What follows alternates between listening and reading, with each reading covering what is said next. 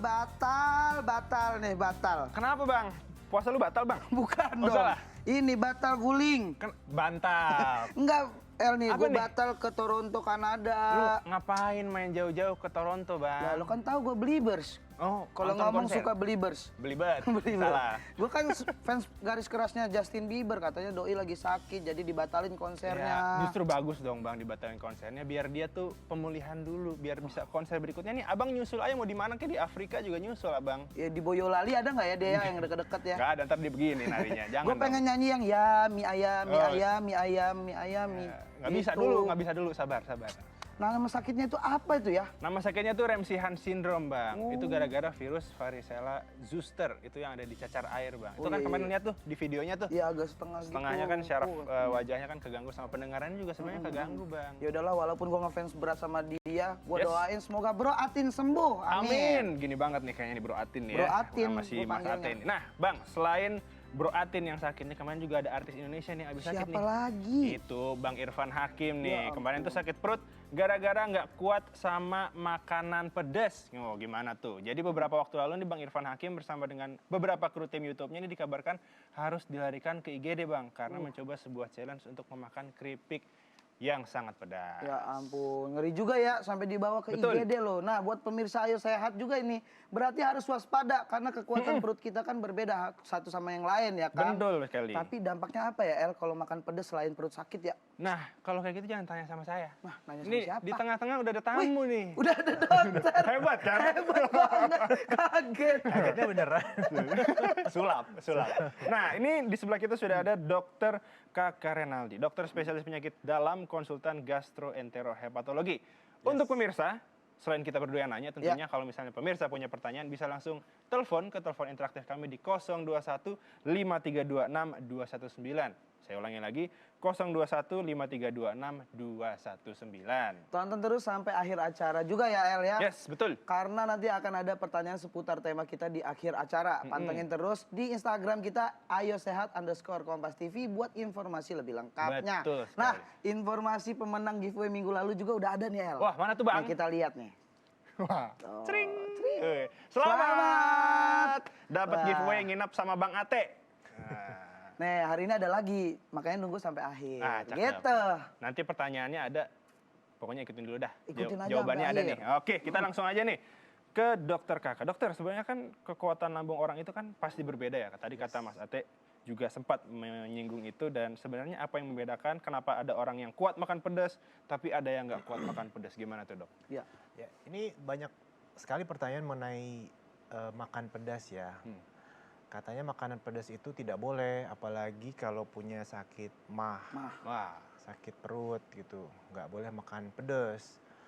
Nah sebenarnya itu di perut kita ada namanya mukus. Mukus itu adalah first line defense di lambung.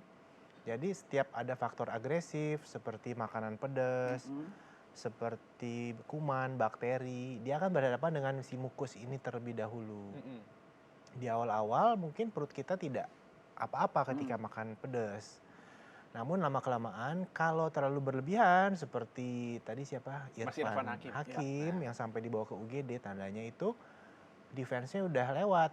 Nah itu mengakibatkan perutnya sakit, tembus, produksi asam lambungnya jadi meningkat. Kalau tidak segera diobati, itu nanti bisa terjadi namanya ulkus. Ulkus itu kayak perutnya agak sobek sedikit gitu, tapi nggak sampai jebol. Nah ulkus itu harus segera diobati, kalau tidak nanti jadi berbahaya. Intinya sih makan cabai itu boleh kok El, asal tidak berlebihan.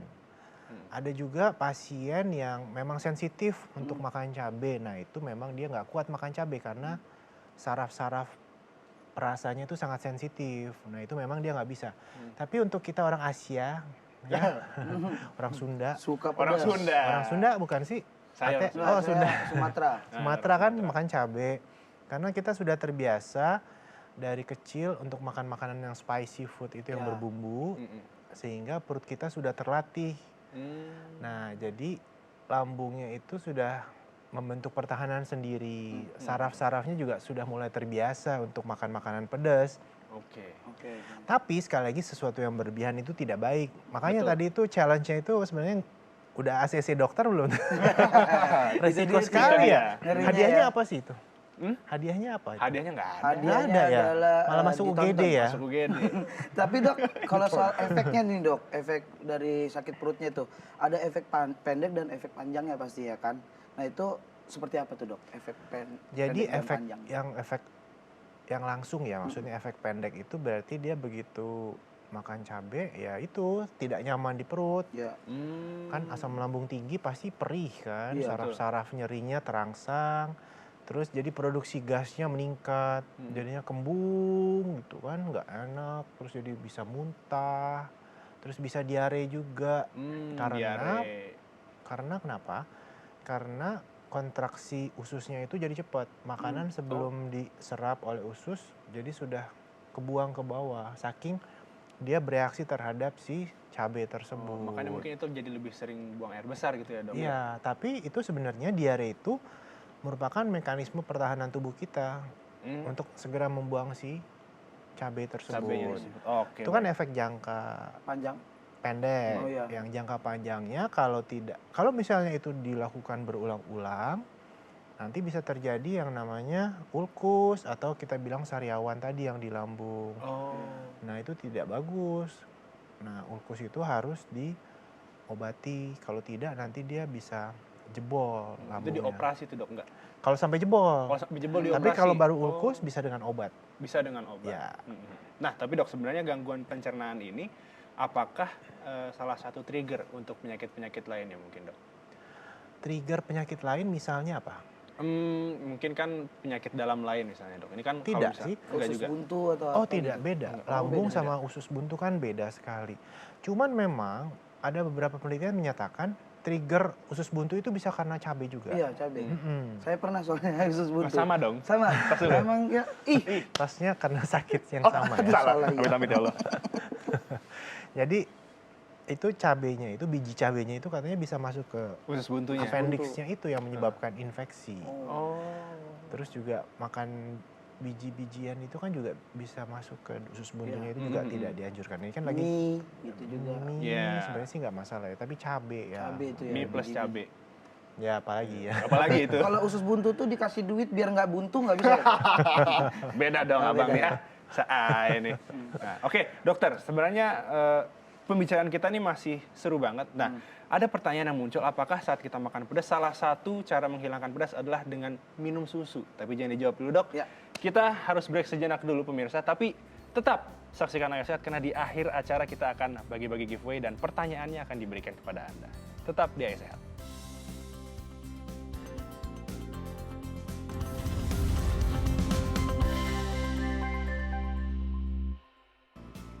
Masih di Ayo Sehat pemirsa, masih bersama Justin Bieber, Elgen dan juga Dokter Kakak. Aduh, bisa aja nih. Nah, pemirsa bagi Anda yang ingin bertanya langsung kepada Dokter Kakak, bisa langsung menghubungi di nomor telepon interaktif di 021 5326 219. Saya ulangi 021 5326 219. Nah, Dokter Kakak, mengulang pertanyaan dari Elgen tadi nih, apa sih yang terjadi pada lambung saat kita kepedesan? Kan pedesnya di mulut, ternyata di lambung kenapa gitu? Nah, dan apakah betul dengan menggunakan susu itu bisa meredakan rasa pedas? Ya, ini pertanyaan yang bagus sekali karena bukan L sama AT saja yang bertanya masalah susu ini ya. Tapi sebelumnya saya akan menjelaskan apa sih yang terjadi ketika kita kepedesan ya. Jadi kan seperti saya bilang tadi, waktu ada makanan pedas itu dia tidak langsung menyentuh permukaan lambung. Dia akan berhadapan dulu dengan yang namanya mukus. Mukus itu lapisan pertama sebelum menyentuh lambung. Nah, jadi dia nggak langsung kena ke lambung. Nah, tapi kalau dia terlalu banyak, seperti yang challenge-nya Irfan Hakim itu, makannya berapa banyak? Sebenarnya keripiknya cuma satu, tapi pedas banget. Pedesnya, Mungkin cabenya di concentrated gitu ya. Di konsentrate. Ke satu. Buatnya sambil ngedumel, pokoknya. Ya mungkin ya. Nah itu si cabenya itu menembus si first line defense lambung, terus kena ke epitel mukosa lambung, nembus lagi ke dalam, kena ke saraf-saraf. Nah salah satu sarafnya itu adalah saraf nyeri. Makanya jadi sakit perutnya karena saraf nyerinya terangsang. Betul. Seperti itu. Nah tadi kan ada pertanyaan mengenai susu ya. Ya. Memang beberapa orang ada yang mengatakan kalau makan cabai kita dengan minum susu itu bisa wash away, membasuh ya. Sebenarnya nggak mesti susu, air putih pun bisa. Intinya dia menetralisir terus kita minum langsung membawa si cabainya itu cepat turun ke usus halus. Oh. Jadi tidak berlama-lama dia ada di lambung Lambungnya. supaya cepat turun ke bawah. gitu. Nah, Jadi, Dok, sebenarnya pertolongan pertama saat kita kepedesan itu mungkin bisa dijelaskan seperti apa, Dok? Selain minum susu dan minum air putih tadi. kalau kepedesan itu kan bukan nyeri ya. Bukan nyeri, kalau udah nyeri gimana tuh, Dok? Oh, kalau kepedesan itu kan sensasi di Sensasi Di lidah. lidah dan bibir. lidahnya kan terasa pedas gitu kan. Nah, itu ya kita minum air putih, terus kita makan buah-buahan yang manis gitu. Nah, itu untuk menetralisir rasa pedas yang ada di lidah dan bibir. Tapi kalau untuk rasa nyeri perut, tentunya ya kita banyak minum air putih. Atau susu juga boleh untuk menetralisir si asam lambung yang lambung sudah ya. terproduksi akibat si cabai tersebut. Cabenya. Jadi asam lambung maupun cabainya itu cepat di wash away, Turun ke bawah. turun ke bawah ke Hilang. usus. Karena yang bikin nggak nyaman perihnya itu karena terjadi proses di lambungnya tersebut. Oke, baik. Nah, pemirsa, simak tadi jawabannya Dokter Kakak, siapa tahu bisa dapat giveaway kan. Berikutnya, kita akan menuju ke penelpon. Sudah ada penelpon. Sudah ada Kita nih penelpon. ada Kita Rizky. sapa Mas Rizky. Mas Rizky. Selamat pagi. Selamat pagi. Nah, Mas Rizky, silakan dengan pertanyaan Anda untuk Dokter Kakak. Saya mau tanya, kalau makan pedas untuk mencegah diare gimana? Wah, Oh, kalau makan pedas untuk mencegah diare bagaimana tuh, Dok? gimana tuh, Makan Dok? pedas untuk mencegah diare. Nah, ini orangnya suka makan pedas berarti. Suka makan pedas. Oh, maksudnya suka makan pedas supaya nggak diare. Iya, begitu. Oh, gitu. Jadi intinya kalau Mas Rizky ini hobi makan pedas, berarti sudah dari kecil hobi makan pedas ya Mas Rizky ya? Iya. Nah, berarti kan sebenarnya perutnya itu sudah terbiasa. Jadi mukusnya mungkin juga sudah baik, sudah terbentuk first line defense-nya yang baik. Nah, intinya satu, sesuatu yang berlebihan itu tidak baik Mas Rizky. Jadi Mas Rizky biasanya makan pedasnya tuh seberapa banyak, kalau berlebihan itu diharapkan jangan. Tapi kalau sudah sampai diare ya kita obati dulu diarenya. Nah, kalau lagi diare jangan makan pedas dulu Mas Rizky karena dia akan menyebabkan diarenya Tambah berhenti-berhenti. parah. Ya, nggak berhenti. Karena asam lambungnya terangsang terus. Betul, betul, betul. Oke. Itu dia. Mas Semoga Rizky. bisa menjawab ya Mas Rizky untuk pertanyaan Anda. Terima kasih Mas Rizky. Terima Salam kasih, Mas Rizky. sehat. Sekarang kita lanjut ke Monggo. pertanyaan netizen. Nah, ini sudah ada nih beberapa pertanyaan netizen. Langsung nih ada nih ya dari @meetasmi. Nih, Dok, katanya, "Dokter, ibu saya masuk usia ke 50. Akhir-akhir ini sering sakit lambung dan punggung saat bangun tidur. Apalagi saat gerakan ruku ketika sholat. Kenapa ya kira-kira, Dok?" Nah, Ya, gimana nih, Dok? Ya, ini pertanyaan banyak juga ya. Kalau pasien saya yang berobat ke saya bertanya, gerakan ruku itu kok suka bikin nggak nyaman gitu. Nah, itu ternyata karena gasnya berlebihan di dalam usus dan lambung. Kalau kita ruku kan jadi kayak tertekan dia kan, Tertekan, ya, tertekan. Ya, intinya ini ada masalah asam lambung. Asam Asam lambung biasanya kan usia 50-an itu mungkin ada stres pikiran, kecapean, kurang tidur. Nah, itu kalau kita bisa atasi sebelum obat-obatan ya. Kalau obat-obatan kita nggak bisa ngomong di sini. Iya. Ya, Ke ya. kamar Jangan. praktek dokter. Tapi yang bisa saya sampaikan, ini kan usia 50 tahun. Seringkali tuh usia-usia 50 tahun itu stres pikiran, lebih sensitif, terus kurang istirahat. Nah, itu banyak faktor yang berpengaruh. Tapi intinya sih tidak berbahaya ya. Nah, yang sering bikin tambah berat itu kalau pasien jadi panik. Oh. Saya jadi nggak bisa ruku nih dok, nggak bisa itu sholat tuh. segala macam. Tambah kepikiran jadi. Tambah Jadi kepikiran. itu tuh. Ini biasanya banyak gas. Nah, biasanya saya tuh menyarankan pasien untuk kalau tidur tuh miring ke kiri supaya membantu buang gas. Jadi posisi lambungnya itu lebih anatomical, jadi dia lebih gampang kentut. Nanti kalau kentut biasanya sih lebih enak.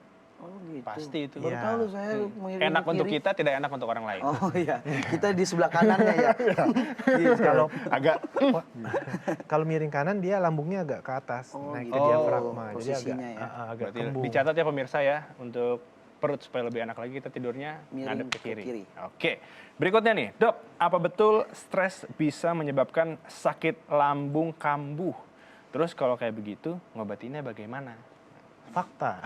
Fakta. itu sangat jelas kalau stres. Hmm. Itu udah jelas banget itu. 90% pasien yang datang berobat itu rata-rata kalau sakit perut tuh stres. Stres. Mm-mm. Iya. Tapi kalau sakit perut tuh dia jadi mikirnya kemana-mana, tambah stres. Nah itu kan istilahnya tuh kalau di kedokteran ada namanya brain gut axis. Jadi antara brain dengan gut tuh sistem pencernaan itu ada koneksi yang sangat erat gitu, Ya. sahabat karib. Jadi kalau ada yang satu terganggu, yang Itu lainnya ikut ikutan. terganggu. Oh, Misalnya dia- kalau L lagi ujian, yang nggak suka pelajaran apa? Matematik. Saya matematika. Matematika nggak bisa. Pasti perutnya sakit kan, mules. Iya. Oh iya juga ya. Bener Tahu ya? lagi. Bikin orang jadi galau ya. Betul. Nah, begitu juga kalau kita lagi sakit perut, pasti ujung-ujungnya jadi pusing juga, keliengan. Jadi saling berhubungan. Grogi juga sering tuh mules. Nah, itu kan stres grogi kan. Kalau abang misalnya mau stand up gitu kan, Iya, kayak suka deg-degan tuh gitu kan, mules-mules. suka mules-mules ya. Akhirnya di panggung dah. Jadi stand up komedi itu Mulesnya. juga bisa stres juga ya, bisa panik juga ya. Panik banget dong. Walaupun kalau kelihatannya santai tapi kelihatannya aja santai, aslinya stres. Oke, nah pemirsa ini masih seru banget pembicaraan kita mengenai kesehatan lambung. Tapi kita harus jeda sejenak, jangan beranjak dulu, tetap di Ayo Sehat.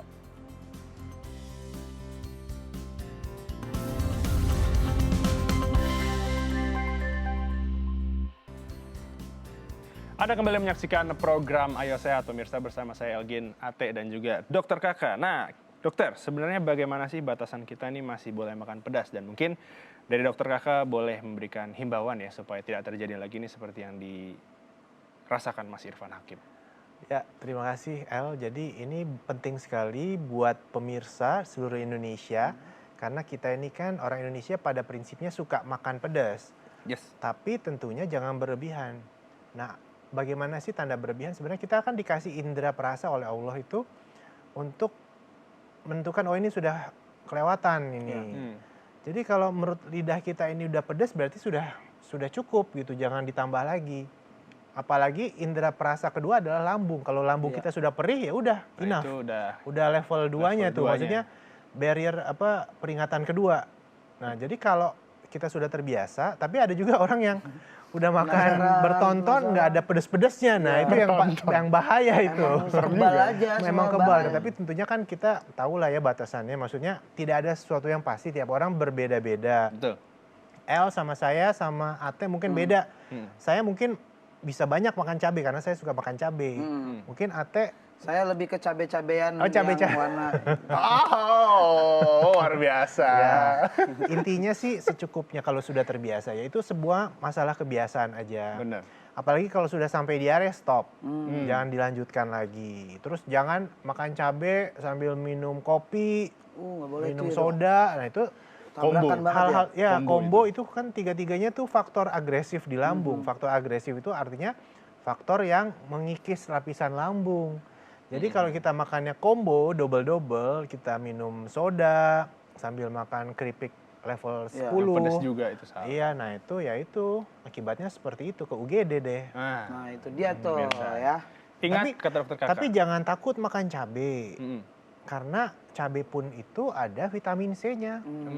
Tapi harus dibatasi ya. Harus Dok, ya? dibatasi karena vitamin C juga kita butuhkan kan. Betul sekali. Vitamin C juga kalau kebanyakan itu kan membuat perut kita perih. Salah.